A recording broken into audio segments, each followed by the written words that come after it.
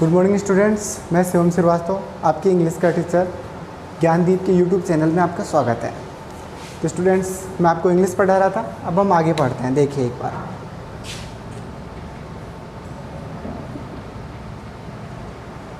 हाँ, तो स्टूडेंट्स मैं आपको बता देना चाहता हूँ पिछले वीडियोज़ में हम क्या पढ़ रहे हैं क्या नहीं पढ़ रहे हैं।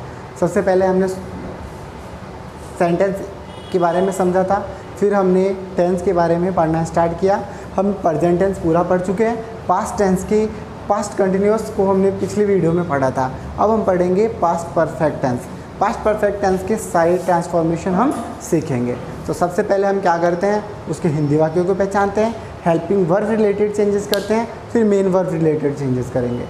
ठीक है स्टूडेंट्स, तो देखते हैं ध्यान से हम कौन सा टेंस पढ़ेंगे आज।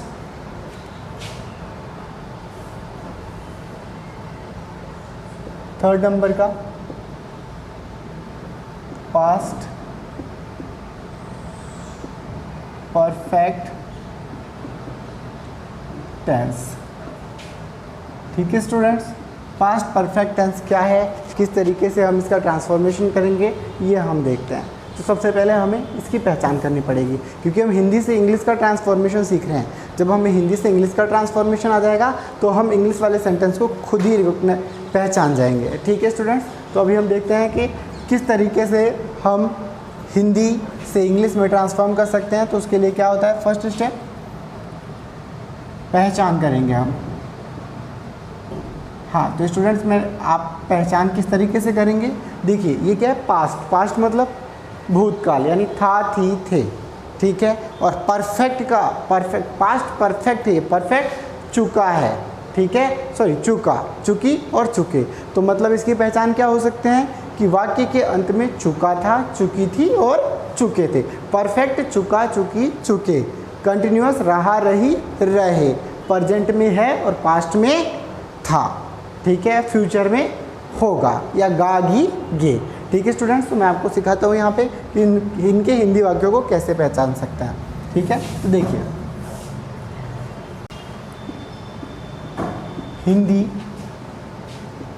वाक्यों के अंत में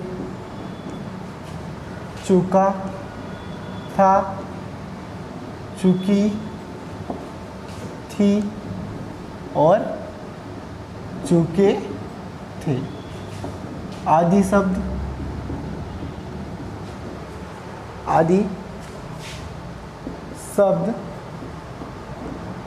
आते हैं। एग्जाम्पल के रूप में हम देख लेते हैं स्टूडेंट्स, मोहन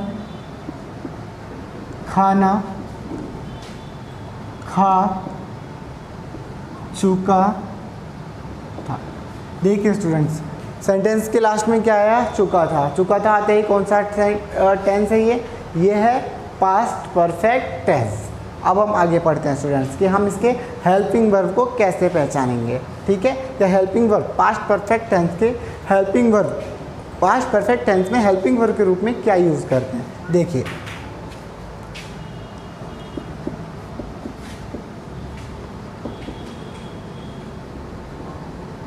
हेल्पिंग वर्ब। ठीक है स्टूडेंट्स, हेल्पिंग वर्ब के रूप में क्या यूज़ करते हैं, देखते हैं हम। हेल्पिंग वर्ब के रूप में हम प्रयोग करते हैं हेड का। किसका प्रयोग करते हैं, HED, हेड का। चाहे वो नेगेटिव हो, इंट्रोगेटिव हो, अफर्मेटिव हो, सब में किसका प्रयोग, हेड का प्रयोग करते हैं।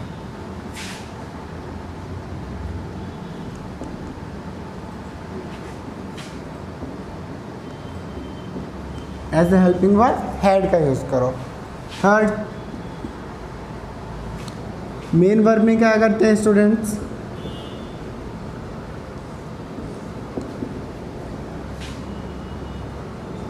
मेन वर्ब की थर्ड फॉर्म का यूज करते हैं।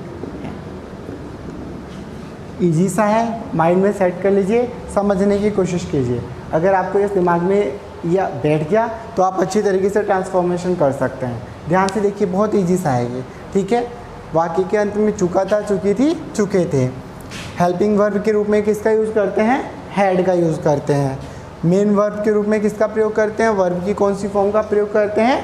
थर्ड फॉर्म का प्रयोग करते हैं। ठीक है स्टूडेंट्स, तो आप इसे ढंग से पढ़ लीजिए, समझ लीजिए, बार बार देखिए इस चीज़ को कि हम इसका ट्रांसफॉर्मेशन कौन से चेंजेस के साथ कर सकते हैं। इसका एग्जाम्पल और इसका एग्जाम्पल हम सेंटेंस में ही आपको बताते चलते हैं। तो देखिए स्टूडेंट्स, आपको पता है कि पहचान, हेल्पिंग वर्ब और मेन वर्ब पढ़ने के बाद हम किसके बारे में पढ़ते हैं? सेंटेंस के बारे में। तो हम सेंटेंसों का ट्रांसफॉर्मेशन करेंगे English to Hindi, sorry Hindi to English. तो देखिए कैसे हम हिंदी टू इंग्लिश का ट्रांसफॉर्मेशन करते हैं।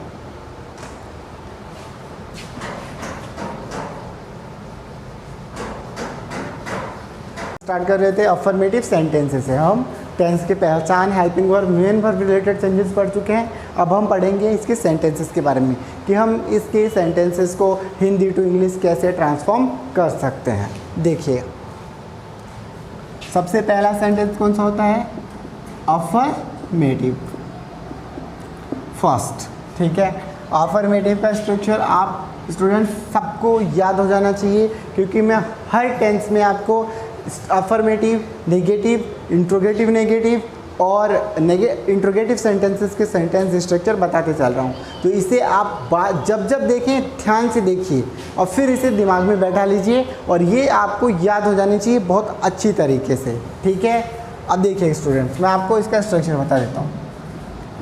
Subject, helping verb, main verb, object and then other. ठीक है, एक सेंटेंस ले लेते हैं हम जो अपन ने लिया था वैसा ही कुछ। मोहन खाना खा चुका था। सबसे पहले क्या पहचानेंगे स्टूडेंट्स? टेंस। कौन सा टेंस है? देखिए वाक्य के अंत में क्या रखा है? चुका था। ठीक है, तो चुका था मतलब कौन सा टेंस है ये? Past perfect tense. वाक्य पढ़िए, मोहन खाना खा चुका था। सिंपल सेंटेंस है। Simple sentence means affirmative sentence. तो अफर्मेटिव सेंटेंसेस के अंदर अपन को क्या करना है? यहाँ पे लिख देना है कि कौन सा सेंटेंस है ये? Affirmative sentence. Affirmative sentence. अब हम हेल्पिंग वर्ब के रूप में किसका प्रयोग करते हैं स्टूडेंट्स? हैड का। बताया था ना आपको, चाहे वो सिंगुलर सब्जेक्ट हो चाहे वो प्लूरल सब्जेक्ट हो, हम हमेशा हेल्पिंग वर्ब के रूप में किसका यूज करेंगे? हैड। हेल्पिंग वर्ब के रूप में यूज करो हैड का। फिर हम प्रयोग करेंगे किस में चेंजेस करने हैं? मेन वर्ब में। मेन वर्ब की कौन सी फॉर्म का यूज करते हैं स्टूडेंट्स? थर्ड फॉर्म का। वर्ब की कौन सी फॉर्म? Third form. ठीक है, तो थर्ड फॉर्म क्या है इसमें वर्ब की? खाना। खाने को क्या बोलते हैं? ईट। और ईट की थर्ड फॉर्म क्या होती है? ईटन।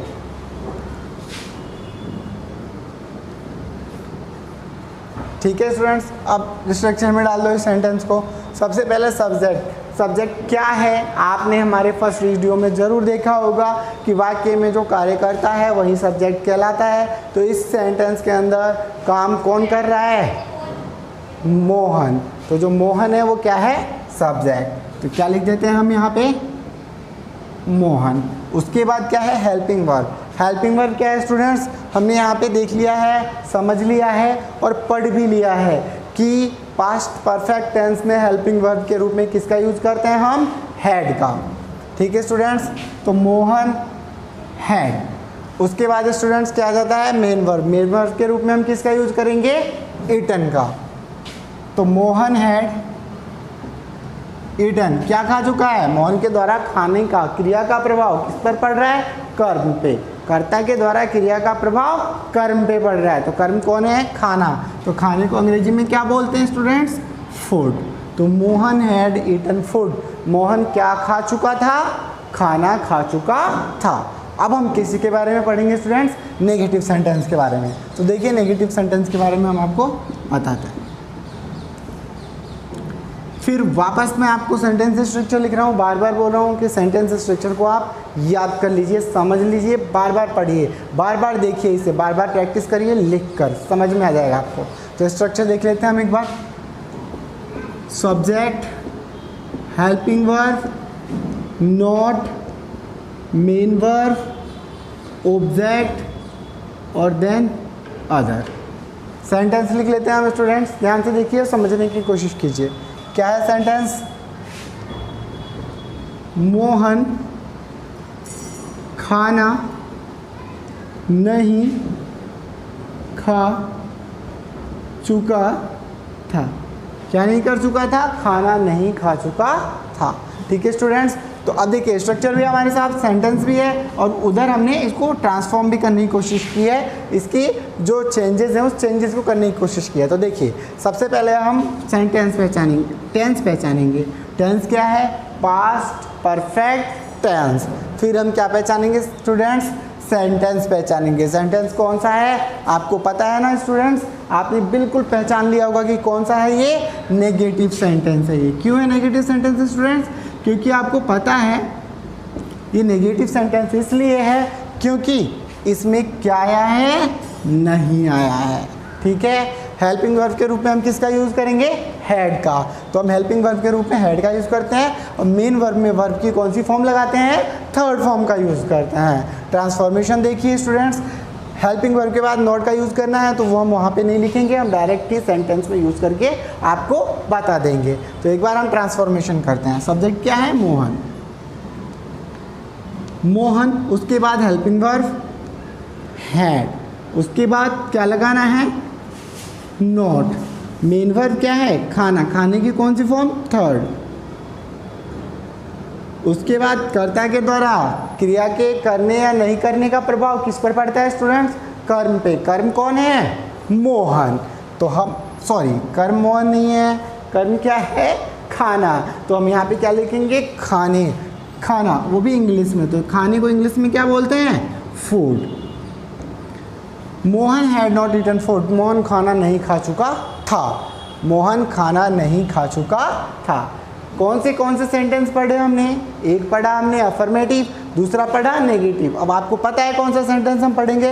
हम पढ़ेंगे इंट्रोगेटिव सेंटेंस। ठीक है, उसके बाद पढ़ेंगे इंट्रोगेटिव नेगेटिव सेंटेंस। तो हम पढ़ते हैं इंट्रोगेटिव सेंटेंस के बारे में। क्या है इंट्रोगेटिव सेंटेंस को हम कैसे ट्रांसफॉर्म करेंगे? देखिए आपको पता है स्टूडेंट्स, आपने देखा होगा पिछले वीडियोस में इंट्रोगेटिव सेंटेंसेस कितने टाइप के होते हैं? 2 टाइप्स के। कौन कौन से? एक तो हेल्पिंग वर्ब से स्टार्ट होने वाले और एक किससे स्टार्ट होने वाले? WH वर्ड से स्टार्ट होने वाले। तो हम दोनों के बारे में पढ़ेंगे और दोनों का ट्रांसफॉर्मेशन करेंगे। तो देखिए स्टूडेंट्स मैं आपको समझाता हूँ। ठीक है,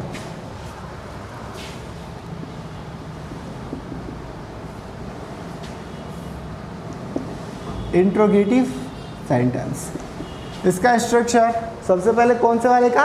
हेल्पिंग वर्ब वाले का। Helping verb related interrogative sentences.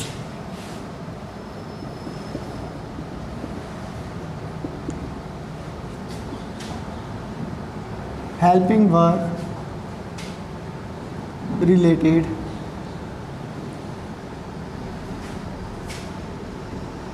Interrogative sentences. ठीक है स्टूडेंट्स, स्ट्रक्चर क्या होता है आपको पता होगा, फिर भी मैं आपको बार बार लिख रहा हूँ ताकि जिनको पता नहीं हो उनको भी पता हो जाए और जिनको पता है उनको याद हो जाए और जिनको याद है उनके दिमाग में बैठ जाए। जिनको दिमाग में बैठ गया है वो तो फिर अपने आप ही इस चीज़ को समझ जाएंगे। तो देखिए स्टूडेंट्स, समझने की कोशिश कीजिए।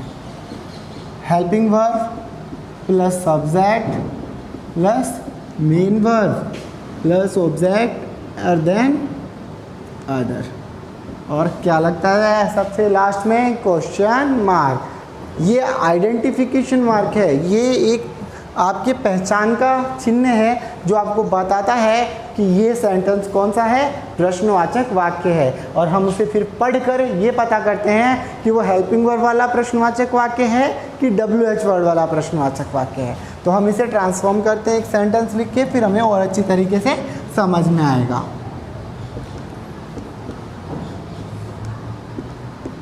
क्या सीता खाना बना चुकी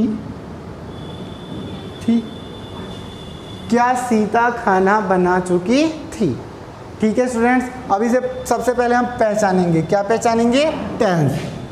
चुकी थी आ गया, ठीक है, तो कौन सा टेंस हो गया? Interrogative sentence.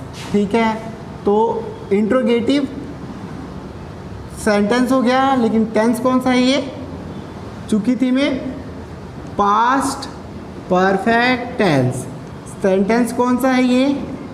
Interrogative sentence. ठीक है, सेंटेंस के हमने ये सेंटेंस स्ट्रक्चर लिख लिया है।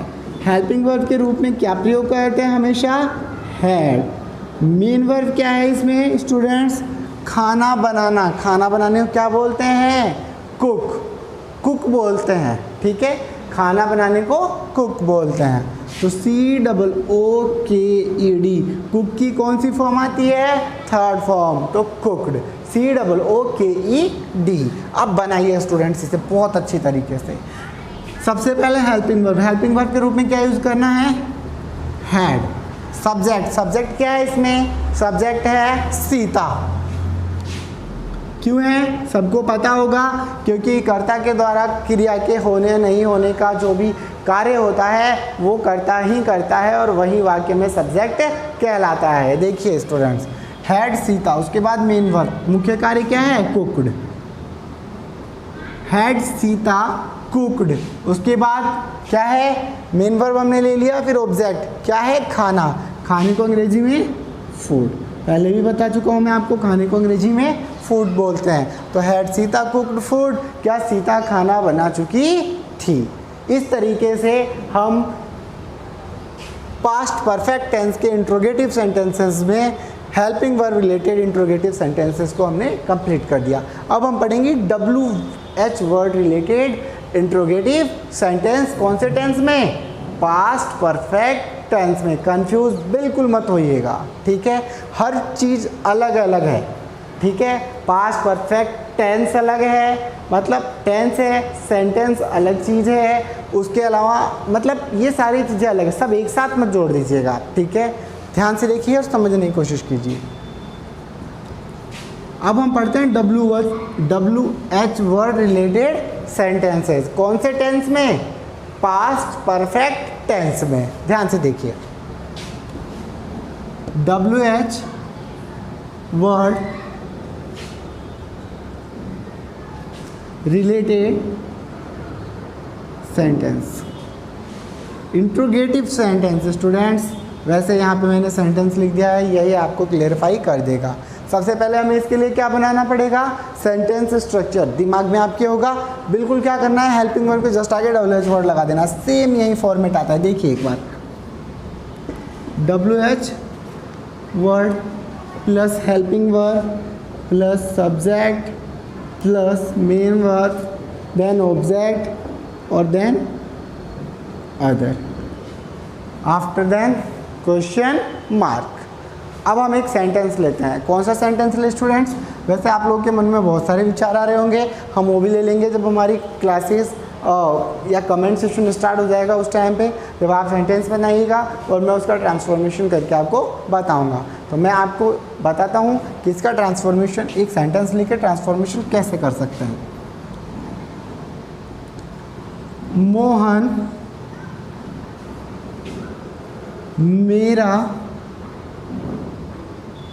मेरा काम क्यों नहीं कर चुका था? मोहन मेरा काम क्यों नहीं कर चुका था। ये जो प्रश्नवाचक शब्द है क्या पहले आया है? नहीं। इसमें हमें आंसर में डिस्क्रिप्शन देना है ना, वर्णन देना है ना, तो ये कौन सा सेंटेंस है? WH वर्ड वाले सेंटेंसेस। ठीक है, टेंस कौन सा है ये? Past perfect tense. Helping verb के रूप में हैड और वर्ब की थर्ड फॉर्म, मतलब क्रिया का तीसरा रूप। क्या है स्टूडेंट्स इसमें? करना। करने को अंग्रेजी में क्या बोलते हैं? सबको पता है ना, डू। डू की थर्ड फॉर्म क्या होती है? DONE, done. डॉन मत बोल देना बेटा, क्या होता है ये? डन। ठीक है, वैसे डॉन की भी मीनिंग सेम ही होती है, ठीक है, बट हम इसको अभी डू मतलब करना वाला डन बोलेंगे। ठीक है, अब देखिए स्टूडेंट्स, अभी नहीं, ये होता ही डन है। वैसे आप ये ना सोचिएगा कि अभी मैंने बोल दिया बाद में डॉन बोल देंगे अपन, वैसे ये होता ही डन है ये। और वैसे डॉन सेम मीनिंग होता है, प्रोनाउंसिएशन उसका अलग होता है। ध्यान से देखिए आप, WH वर्ड क्या है इसमें? क्यों को अंग्रेजी में हमने पिछले क्लासेस के अंदर किसी सेंटेंस में क्यों का यूज़ किया था WH वर्ड के रूप में, तो उसमें क्या आया था उसका इंग्लिश वर्ड? वाई। तो वाई। हेल्पिंग वर्ब क्या है? हैड। वाई के बाद क्या आया स्टूडेंट्स? हैड। हेल्पिंग वर्ब के रूप में हैड। उसके बाद किसका प्रयोग करेंगे? सब्जेक्ट क्या है? मोहन। Why had Mohan. उसके बाद सब्जेक्ट के बाद किसका प्रयोग करेंगे students? Main verb. Main verb क्या है? करना। करने को अंग्रेजी में डू की कौन सी फॉर्म? थर्ड फॉर्म यूज कर रहे हैं हम। तो वाई हैड मोहन डन। उसके बाद क्या बच गया? मेरा काम। मेरे काम को इंग्लिश में क्या बोलते हैं? My work. माई वर्क, ये माई वर्क ही ऑब्जेक्ट है स्टूडेंट्स। ऑब्जेक्ट यही है मेरा काम। इसकी ये एक किसी भी कर्ता के द्वारा किए गए कार्य, यानी जो कार्य हो रहा था उसका प्रभाव मेरे कार्य पर, यानी वो कार्य का प्रतिरूप है, उस पर पड़ रहा है, तो इसीलिए ये माय वर्क ही आपका भी ऑब्जेक्ट है। तो आप इसे पढ़ के देखिए, why had Mohan done my work. Mohan ने मेरा काम क्यों नहीं किया था या कर चुका था। अब हम स्टूडेंट्स पढ़ेंगे पास्ट परफेक्ट टेंस के इंट्रोगेटिव नेगेटिव सेंटेंसेस के बारे में। देखिए स्टूडेंट्स,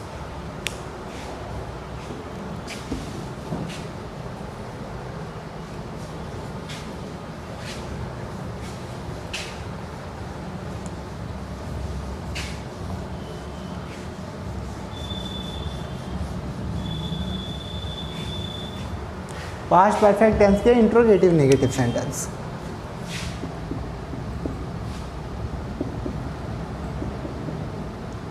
इंट्रोगेटिव नेगेटिव सेंटेंस, बिल्कुल इंट्रोगेटिव आ गया तो मतलब दो तरीके के सेंटेंस बनेंगे, एक तो helping verb related interrogative sentence और एक WH word related interrogative sentence. तो हम सबसे पहले हेल्पिंग वर्ब वाले पढ़ते हैं स्टूडेंट्स।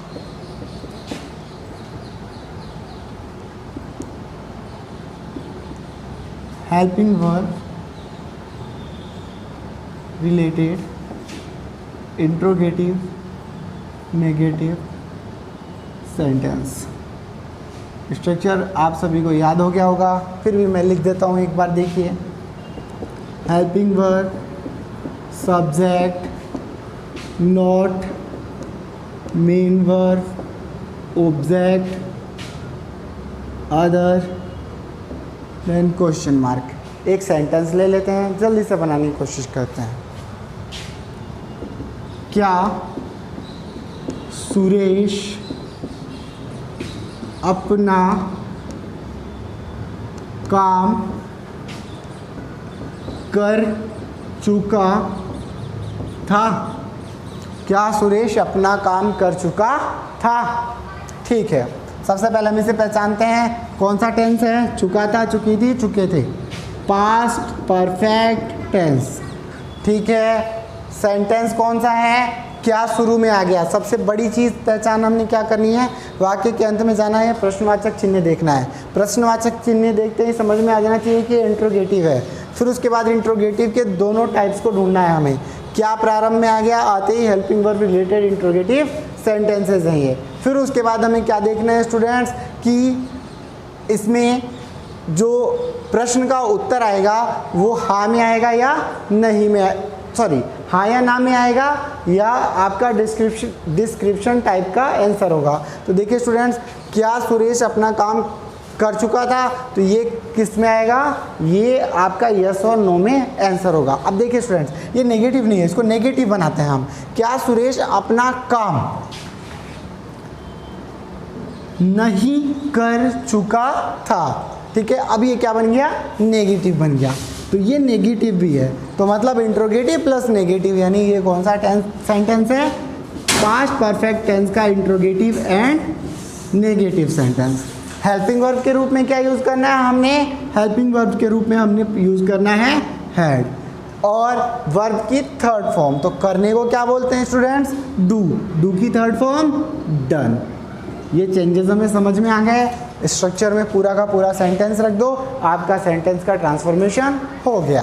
अब देखिए, सबसे पहले हेल्पिंग वर्ब तो हैड, सब्जेक्ट सुरेश, फिर not, main verb done, object क्या है इसमें बेटा, अपना काम, ठीक है। अपने काम को क्या बोलते हैं, सुरेश अपना काम, मेरा काम नहीं कर रहा है तो माई वर्क नहीं आएगा, वो अपना काम कर रहा है तो उसके अपने काम को क्या बोलेंगे, हिज वर्क।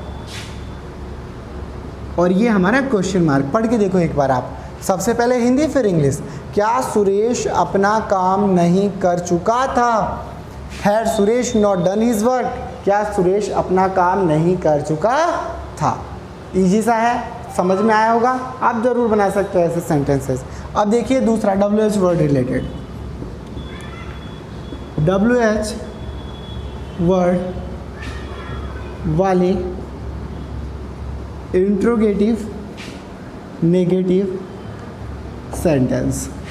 मैं स्ट्रक्चर लिखता हूँ, फिर आपको सेंटेंस लिख के ट्रांसफॉर्म करके जल्दी से बता देता हूँ। देखिए structure, WH word plus helping verb plus subject not, then main verb, then object और then other and at the end question mark. फिर हम क्या करेंगे, एक सेंटेंस लिख देते हैं, महेश अपना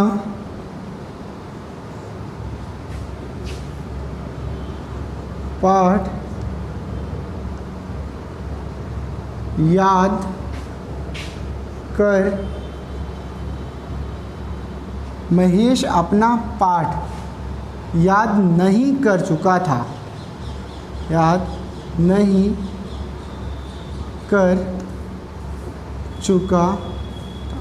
आपने सब कुछ इसमें पहचान लिया है, past perfect tense, interrogative sentence, ठीक है। इसमें महेश अपना पाठ याद क्यों नहीं, अब इसमें क्या आएगा स्टूडेंट्स, प्रश्न बनाना है हमने, तो क्यों नहीं कर चुका था, तो ये प्रश्नवाचक भी है, नकारात्मक भी है, तो मतलब इंट्रोगेटिव नेगेटिव है ये, ठीक है। सेंटेंस भी आपने पहचाना, टेंस पहचान लिया, ठीक है। अब यहाँ पे देखिए स्टूडेंट्स, हेल्पिंग वर्ब के रूप में हैड, लास्ट में वर्ब की थर्ड फॉर्म, तो यहाँ पे भी करना ही है मुख्य क्रिया, तो करने को डू और वर्ब की कौन सी फॉर्म प्रयोग करेंगे, थर्ड, तो डन हो जाएगा ये। तो सेंटेंस बना दीजिए। WH वर्ड के रूप में क्या है, क्यों, तो क्यों को क्या बोलते हैं स्टूडेंट्स, वाई। हेल्पिंग वर्ब के रूप में had, subject Mahesh, why had Mahesh, फिर उसके बाद स्टूडेंट्स नोट, मेन वर्ब करना, करने की थर्ड फॉर्म डन, उसके बाद अपना पार्ट, तो अपने को क्या बोलते हैं, उसके अपने पार्ट को हिज, पार्ट को लेसन, और क्या लगा देते हैं, क्वेश्चन मार्क। पढ़ के देखिए, महेश अपना पार्ट याद क्यों नहीं कर चुका था, why had Mahesh not done his lesson, Mahesh अपना पाठ याद क्यों नहीं कर चुका था। बहुत आसान है बनाना है स्टूडेंट्स। मैं आपको जो टेंस की पहचान है, वो पहचान जो नॉर्मल टेंसेस के हैं उनके बता रहा हूँ। अभी एक बार आप टेंस बनाना सीख जाएंगे, फिर मैं आपको सामान्य जीवन में जो हम बातें बोलते हैं उन बातों को किस तरीके से हम टेंस में पहचानें, वो पहचान बता दूंगा मैं आपको। तो आपको मेन फोकस किस पे करना है, अभी सामान्य पहचान, हेल्पिंग वर्ब और मेन वर्ब रिलेटेड चेंजेस पे ज़्यादा फोकस करना है, और पहचानों पर भी करना है, ठीक है। तो आप पहचान याद कीजिए, हेल्पिंग वर्ब रिलेटेड चेंजेस याद कीजिए, मेन वर्ब रिलेटेड चेंजेस याद कीजिए, फिर आप खुद सेंटेंस लिखिए वाक्य के अंत वाले, चुका था, चुकी थी, चुके थे वाले, और ट्रांसफॉर्म करने की कोशिश कीजिए। या ऐसे वाक्य हमारे निजी जीवन के अंदर, हमारे खुद के जीवन में देखिए कि कैसे वाक्य आ सकते हैं। जैसे कि एक टीचर और स्टूडेंट्स के बीच में होने वाली बातें, तुमने ये काम क्यों नहीं किया था, या ये तुम ये काम क्यों नहीं कर चुके थे, ठीक है। तो ये वाला जो सेंटेंस है टीचर्स पूछते रहते हैं ना आपसे, क्यों नहीं किया था तुमने, तो किया था आते ही क्या आ जाता है, ये वो पास्ट परफेक्ट टेंस। तो मैं आपको और सारे इसके पहचान बताऊंगा, कंफ्यूज होने की ज़रूरत नहीं है। अभी जो नॉर्मल पहचान बता रहा हूँ वो नॉर्मल पहचान, हेल्पिंग वर्ब और मेन वर्ब रिलेटेड चेंजेस को बस आप दिमाग में रखिए और सेंटेंस बनाने की कोशिश कीजिए। प्रैक्टिस अच्छी होगी तो फिर मैं आपको आगे के जो भी हिंदी और सामान्य जीवन के पहचान बताऊँगा उसको समझेंगे तो आप अच्छी तरीके से और ट्रांसफॉर्मेशन कर पाएंगे। मैं आपको 5 सेंटेंस देता हूँ, उसे ट्रांसफॉर्म करने की कोशिश कीजिएगा। फिर हमारे नेक्स्ट वीडियो के अंदर हम सिंपल पास्ट टेंस की जो इंट्रोगेटिव नेगेटिव वाला पोर्शन रह गया था उस इंट्रोगेटिव नेगेटिव वाले पोर्शन को और कल इन सारे टेंसेस की इंग्लिश में आपको समझा दूंगा। ठीक है, तो आपको मैं सेंटेंस लिख देता हूँ, नोट डाउन कर लीजिए और इसे बनाइए। और फिर मैं आपको जब कल नेक्स्ट वीडियो बनाऊँगा तो उस वीडियो के अंदर इसके बारे में आपको बता दूंगा कि कैसे हिंदी से इंग्लिश में ट्रांसफॉर्म किया गया है और आप इसे मैच कर लीजिएगा।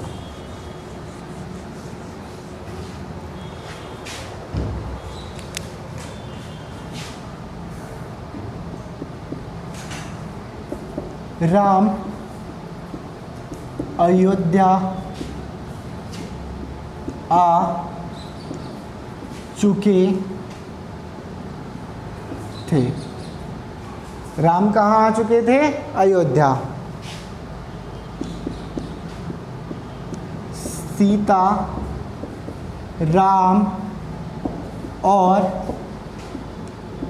लक्ष्मण वन को जा चुके थे।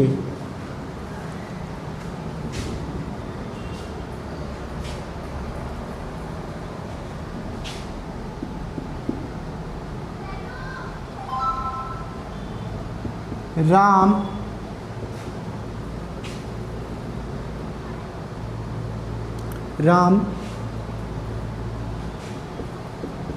रावण को क्यों मार चुके थे। क्यों मार चुके थे भाई राम रावण को, ठीक है। क्यों तुमने मेरा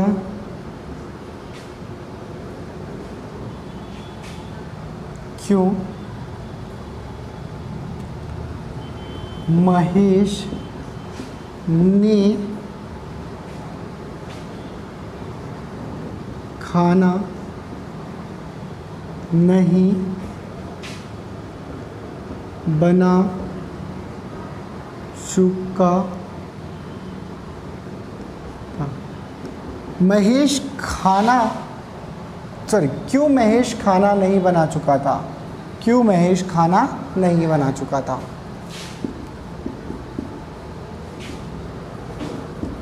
सीता